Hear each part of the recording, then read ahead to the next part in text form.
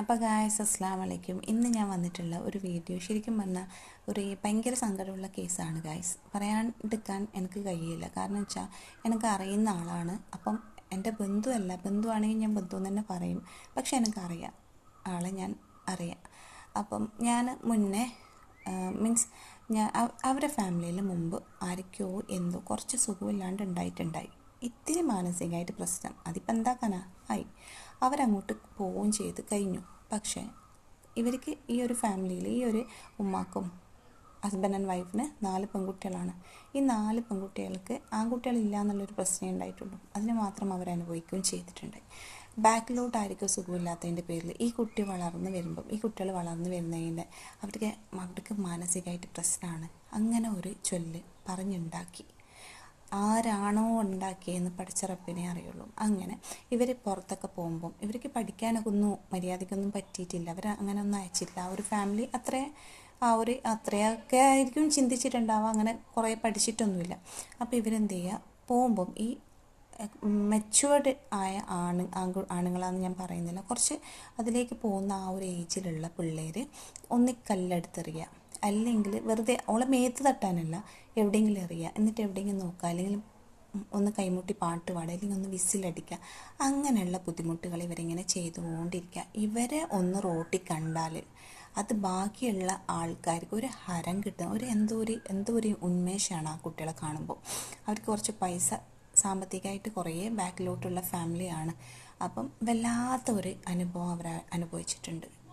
പിന്നെ അവർ ചെയ്ത് വെച്ചാൽ കുറച്ച് വലുതായി എന്നിട്ടും ഈ നാട്ടുകാർ ഈ ആൾക്കാർ ഈ ചെയ്തു കൂട്ടിയ ആൾക്കാർക്ക് കുറച്ച് കൂടുതലായിട്ട് വന്നല്ലാണ്ട് കുറഞ്ഞു കിട്ടിയിട്ടില്ല. അങ്ങനെ ഏതോ ഒരു ഫാമിലിയിലുള്ള ഒരു നല്ലൊരു ചെക്കൻ വന്നിട്ട് ആ കുട്ടീനെ പറഞ്ഞുണ്ടാക്കുന്ന ആ കുട്ടീനെ അതിലത്തെ ഒരു കുട്ടി വല്ലാണ്ട് തെറി പറയും. പറഞ്ഞിട്ടില്ലെങ്കിലേ ഗൈസ് അതിശയമുള്ളൂ. ഇങ്ങനെ ബാക്കിലോട്ട് ഇങ്ങനെ ബുദ്ധിമുട്ടിക്കുമ്പം ഒന്നിനും പറ്റാത്തൊരവസ്ഥ വരുമ്പം എന്താ ചെയ്യാം. തെറി വിളിച്ചിട്ടുണ്ട്. തെറി വിളിക്കുന്ന ഒരു ആളാണ്. പക്ഷെ എന്നെ വിളിച്ചിട്ടില്ല, ഞാൻ കേട്ടിട്ടില്ല. ഞാൻ ചിരിച്ചിട്ടുള്ള ഒരു പരിചയമുള്ളൂ.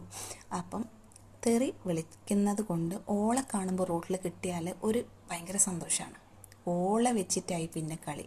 അങ്ങനെ ആ രണ്ടും പെൺകുട്ടികളെ കല്യാണം കഴിഞ്ഞു. പിന്നെ ഇവളെ കല്യാണത്തിലോട്ടേക്ക് പോകുമ്പോൾ ഇതിങ്ങനെ മൂർച്ഛിച്ച് ഈ കുട്ടീനെ എത്രയോ പ്രപ്പോസൽ പോയി. അവസാനം ഒന്ന് കഴിഞ്ഞ് കെട്ടി, കല്യാണവും കഴിഞ്ഞ് ഗായ്സ്. എന്നിട്ട് പിന്നെ സംഭവിക്കുന്നത് നമുക്ക് നോക്കാം. അങ്ങനെ കല്യാണം കഴിഞ്ഞിട്ടും ഈ ഒരു കല്യാണം കഴിഞ്ഞതിൻ്റെ ആ ഒരു കുറച്ച് സമയത്തേക്ക് നിർത്തിവെച്ചു എന്ന് പറയണം. അവർക്ക് ഓക്കെ, അവളെ വെറുതെ വിട്ടിട്ടുണ്ടായി.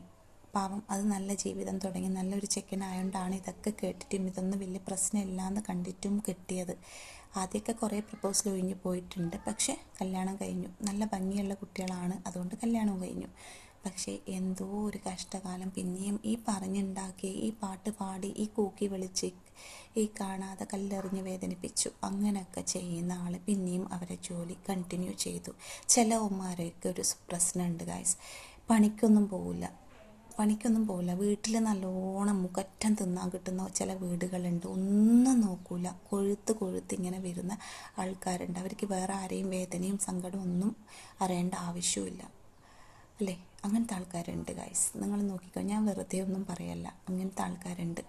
അപ്പം അവരെ ഡ്യൂട്ടി പിന്നെയും റോഡിൻ്റെ മേലെ പോയിരുന്ന് പിന്നെ ഇതങ്ങോട്ട് തുടങ്ങി. ആ കുട്ടിക്ക് ജീവിതത്തിലോട്ട് കടന്ന കുട്ടി ഇപ്പം കുറച്ച് നേരത്തെ ഞാൻ വെറുതെ ആണെങ്കിലും ഓളെ ഓർത്തു. ഞാൻ വിളിച്ച് ചോദിച്ചു എൻ്റെ കസിനോട്. അപ്പം പറഞ്ഞ ഓളെ മാനസികം ഇല്ലാണ്ട് ഇങ്ങനെ പറഞ്ഞുണ്ടാക്കി ഇപ്പോൾ ഓളെ കണ്ടാൽ ഒരു മാനസിക രോഗീൻ്റെ ആ ഒരു കോലത്തിലോട്ടേക്ക് ആയി വന്നു. കാരണം കല്യാണം കഴിഞ്ഞിട്ടും അതിനെ ജീവിക്കാൻ വിട്ടിട്ടില്ല. എന്തിന്? ആർക്ക് നേട്ടം? നിങ്ങളെ ആരെങ്കിലും ഒന്നും ചെയ്യാൻ വരാണ്ട് നിങ്ങൾ എന്തിനെ ഇങ്ങനെ ദ്രോഹിക്കുന്നത്? ആ കുട്ടി കല്യാണം കഴിച്ച് ജീവിക്കാൻ വിടണം. ഓളെ ജീവിക്കാൻ വിടൂല എന്ന് ആ കുട്ടി എന്ത് പാവം ചെയ്തിട്ട്, ആ കുടുംബം എന്ത് പാവം ചെയ്തിട്ടാ? എന്തിനെ ഇങ്ങനെ ദ്രോഹിക്കുന്നത്? അപ്പം നമ്മൾ എന്ത് വന്നാലും നമ്മൾ എന്ത് ചെയ്താലും അതിന് കണക്കായിട്ടുള്ളതേ പഠിച്ച റബ്ബ് നമുക്ക് തരുള്ളൂ. നമ്മൾ നല്ലത് ചെയ്യണം. ആരോ എങ്ങനെയോ ജീവിച്ചോട്ടെ. അതിപ്പോൾ അവിടെ ചേതിക്കിരുന്നിട്ട് അവളെ വീട്ടിൻ്റെ വരാന്തയിൽ ഇരുന്നിട്ട് കൈമുട്ടി കളിക്കുകയാണ് ഗൈസ്. ഇത് കേൾക്കുമ്പോഴാണ് എനിക്ക് ഓളം മൈൻഡ് തെറ്റിപ്പോയോ എന്ന് ഫീൽ ചെയ്ത് ഇന്ന്. അതുവരെ ഒക്കെ ഒരു പ്രശ്നമില്ല. ആയിട്ടില്ലെങ്കിലേ അതിശയമുള്ളൂ. അതിനെ ജീവിക്കാൻ വിടണ്ടേ? വിടൂലല്ലോ. അങ്ങനെയുള്ള ജന്മങ്ങൾ കുറേ ഉണ്ട്, വൃത്തികെട്ട ജന്മങ്ങൾ കുറേ ഉണ്ട്. അപ്പം ഒരാളെയും ഇങ്ങനെ ഉപദ്രവിക്കാൻ പോവാണ്ട് നിൽക്കുക. നിങ്ങൾ സഹായിച്ചിട്ടില്ലെങ്കിലും നിങ്ങൾ വേദനിപ്പിക്കാനോ ഉപദ്രവിക്കാനോ പോകരുത്. അപ്പോൾ ഇൻഷാ അല്ലാഹ് എൻ്റെ വീഡിയോസ് ഇഷ്ടമായെങ്കിൽ ലൈക്ക് ചെയ്യുക, സബ്സ്ക്രൈബ് ചെയ്യുക, ഷെയർ ചെയ്യുക.